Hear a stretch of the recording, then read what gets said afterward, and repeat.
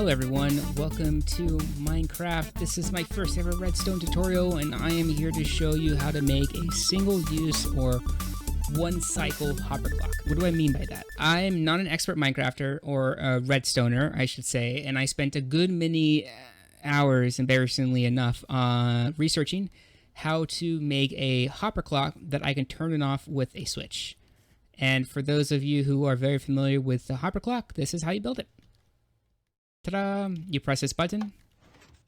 It activates the redstone lamp for a set period of time, determined by the items inside the hopper. And then eventually it will turn off and stay off. That's it. That's how you make it.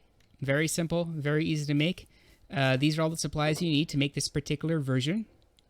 You want 2 comparators, 2 pistons, 2 redstone pieces, 2 hoppers, 1 observer, 1 block of redstone, 1 redstone torch, 2 building blocks, and enough pieces of pie or any other item you want to create your timer. And then of course you're going to want some way to power on your hopper clock and maybe a button and some redstone to do that. And that's it.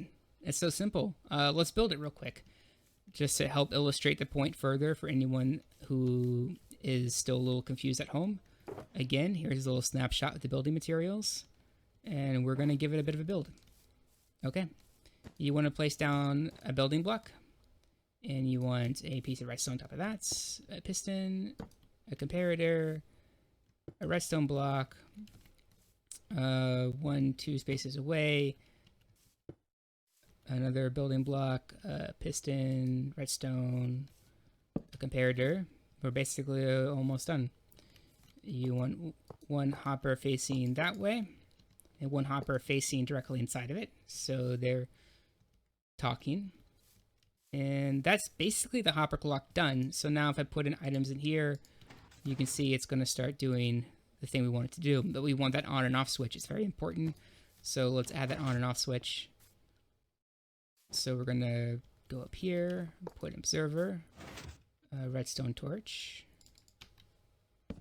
Boom. And that's basically the on and off switch done. So now whenever this observer block detects an update, it will activate the hopper clock. So I put a button on there for later use. The hopper clock is now active. And then it turns off. Yeah, okay, good. So now when I press this button, it will activate the hopper clock for me. And then it will set to one side when it's all done. And that's it.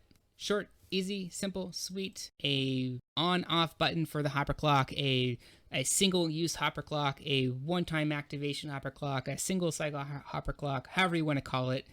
There it is, in the flesh, so to speak. Backstory. So as I mentioned earlier, I was spending a few hours trying to figure out how to make this. I knew about the etho hopper clock. I knew about hopper clocks. I just didn't know how to turn it on and off because I wanted it to only be active when I tell it to be active and no other times. Doing a lot of searching on a Discord server, I found TareTar. I'll put his YouTube channel in the description below. But I found TareTar and he had a screenshot to basically this design right here. And I was blown away. I spent so long looking for this and he had the answers. He says that screenshot he posted was from Nex, who I assume is NavyNexus. I'll put his video YouTube channel in the description below as well.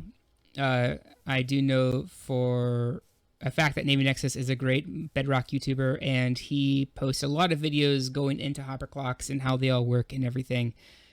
Very genius stuff. Definitely go there and check it out. But that's how I came across this. And I just want to do a really quick video because searching on YouTube, I'm just not able to find a very quick tutorial on how to make this. And I just wanted to make something to show everyone how simple and easy it is. And hopefully it helps whoever else is out there trying to solve the same problem I was trying to solve. That disclaimer being done, let's do a little bit more of a deep dive into the hopper clock. So the design is basically built off of this. This is a Bedrock version of the etho hopper clock. In Bedrock, we can put the comparators on top of the pistons. You put a set number of items in here. And now those items will be transferred to the opposite hopper. And once they're all there, the redstone will move this way. And that's how you can create something on a forever loop, powering something on and off. It's very cool. It works really well, and people love it. Why wouldn't they? I think this modification, the first time I saw it, was on NavyNexus's YouTube channel. I'm not sure who invented it, but I do give credit to NavyNexus here for showing me how to build this design. And then the modification to this design is, of course, just adding an observer and a redstone torch. And now you can power it on with whatever method you see fit. Now I'm going to take you to my Let's Play survival multiplayer world just to show you a real world example on how I use this beautiful little contraption behind me. Here we are in my Let's Play survival multiplayer world, Dankycraft, and you could see the green button behind me, and that's basically the button that activates the single cycle hopper clock. If I press this button, this redstone, the piston got unactivated, pulling back the powered rail. And then another piston got activated downstairs that sends up this zombie. The zombie will then hug the villager and then momentarily get sent back downstairs, and the piston remains active. Now let's go take a look at how that actually works downstairs. So here we are underneath the villager trading hall. You can see all my electric plumbing. And this is the redstone block that gets activated when I press that button. It sends a signal down through the observer all the way downstairs right there, which will send the zombie up. And I timed it myself manually. When the zombie departs his station up here and goes upstairs to hug the villager, that is approximately 42 blocks. Doesn't have to be spruce wood planks, it can be whatever you want, but it's approximately 42 blocks. So the moment that the observer is activated to call the zombie, a redstone line comes this way, updates the observer, which powers off this torch, which starts the clock. By the time these 42 blocks move into this hopper, the villager should be converted, and the redstone signal activates again to activate the powered rail, which sends the zombie back downstairs. And that's basically it. That's how I utilize the single use hopper clock, the one cycle hopper clock, the on-off hopper clock. I don't know what the technical term should be, but it's basically a hopper clock that is only active once you activate it using a button or some other form of on-off switch. Up to you. A lever, whatever you want. It's endless. It's Minecraft. But that's it for me. Hopefully you enjoyed my, for lack of better words, redstone tutorial. I don't do them often, but I did want to showcase this one piece because I found it very difficult to find on my own. Hopefully this video reaches out to anyone who is also looking for something similar.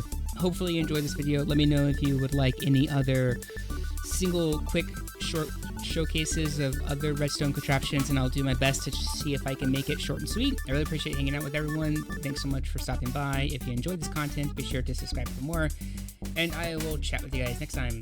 Ciao!